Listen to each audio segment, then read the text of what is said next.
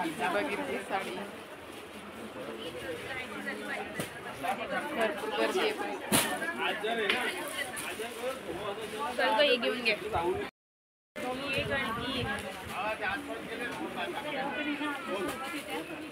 चला आज आम्हाला बाहेर जायचं आहे, त्याच्यामुळे कामं पटापट होत आहेत. शॉपिंग म्हटलं की आम्हा बायकांचं म्हणजे आवडताचा विषय, सगळ्या बायकांचं तसंच होतं बघा. तर दीदीसुद्धा आज लवकर उठली. माझे तर 8 वाजेपर्यंत सगळे कामं झालेले होते आणि आज सुट्टी आहे तरीसुद्धा दीदी लवकर उठली, कारण तिला शॉपिंग करायची होती, म्हणजे तिच्यासाठी कपडे घ्यायचे होते त्याच्यामुळे. तर ही उत्सुकता सगळ्याच घरात असेल मला तरी वाटतं, आणि खास करून दिवाळी आहे त्याच्यामुळे. आणि दीदीच्या पप्पांचं बघा झाडं कटिंग सुरू आहेत. बाहेर आम्ही थोडेफार झाडं लावून दिलेले आहेत, जेवढी जागा आहे तेवढी. तर तेच झाडं कटिंग करत होते ते. आणि सुट्टीच्या दिवशीच वेळ मिळतो त्याच्यामुळे मग जरा आता थोडंसं थंडी पण वाढेल आणि ऊन पण पडायला लागलं, त्याच्यामुळे थोडंसं झाडांची निगा राखली की मग मस्त होतील आणि वाढतीलसुद्धा. हॅलो नमस्कार, कसे आहात सर्व? मस्त मजेत आहात ना? तर मी मालती तुम्हा सर्वांचं खूप खूप स्वागत करते आपल्या आणखीन एका नवीन व्हिडिओमध्ये. तर आत्ता 4-5 दिवसावरच दिवाळी आलेली आहे आणि आमची पूर्ण खरेदी बाकी आहे. तर आज आम्ही जाणार आहोत खरेदीसाठी आणि बऱ्याच गोष्टी आम्ही ऑनलाईनसुद्धा मागवलेल्या आहेत. तर ते काय आहे तुम्हाला दाखवेलच. आणि आता घरातले कामं म्हणजे झाडू फरशी झालेलं आहे आणि स्वयंपाक बाकी आहे. तर दीदीच्या पप्पांना पण सुट्टी आहे, तर म्हटलं चला. आणि गाडी पण घरी असते, ते सुट्टीला म्हणजे त्यांना सुट्टी असली की तेव्हाच मग गाडी घरी असते आणि तेव्हाच मग आम्हाला बाहेर जाता येतं. घरातून पायी जावं लागतं आणि रिक्षा स्टॉपपर्यंत पायी जावं लागतं, त्याच्यामुळे मग ते त्यांना सुट्टी असली की मगच तेव्हा जमतं आम्हाला बाहेर जायचं.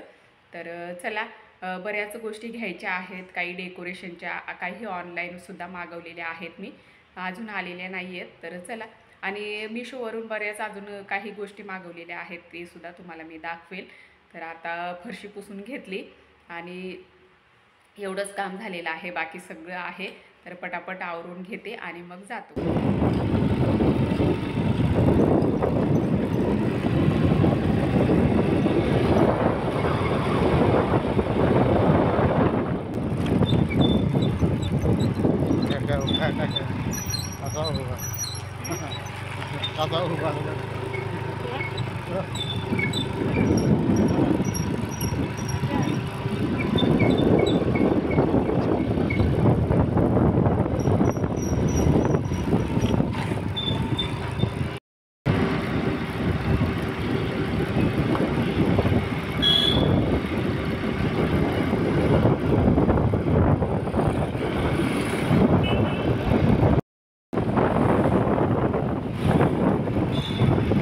तर सर्वात अगोदर आम्ही फॅनच्या दुकानात आलो. इथूनच बऱ्याच गोष्टी आम्ही घेतलेल्या आहेत, इलेक्ट्रिक वस्तू ज्या पण आमच्या घरात आहेत त्या.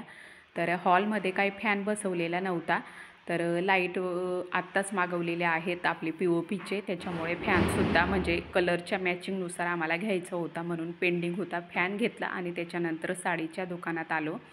तर इथे इतकी गर्दी होती ना, तर दुसऱ्या बायकांना दाखवलेल्या साड्याच आम्ही बघत होतो. आमच्याकडे कोणी बघितलं पण नाही, म्हणजे इतके कस्टमर होते. आणि दिवाळीचा सीझन पण आहे, त्याच्यामुळे अशीच गर्दी असते या दुकानामध्ये. तर अशीच दाखवलेली साडी मी घेतली आणि तिला ड्रेस घ्यायचा होता.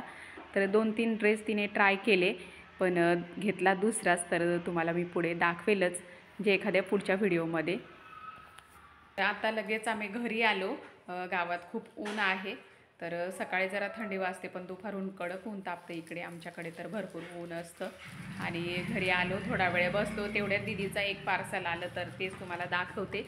खूप दिवसापासून मागवलेलं होतं आणि ती खूप वाट बघत होती त्याची. तर काय आहे चला तुम्हाला दाखवते मी.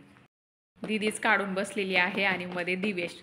चल दाखव पटकन, आणि तुला आवडलं का नाही सांग मग.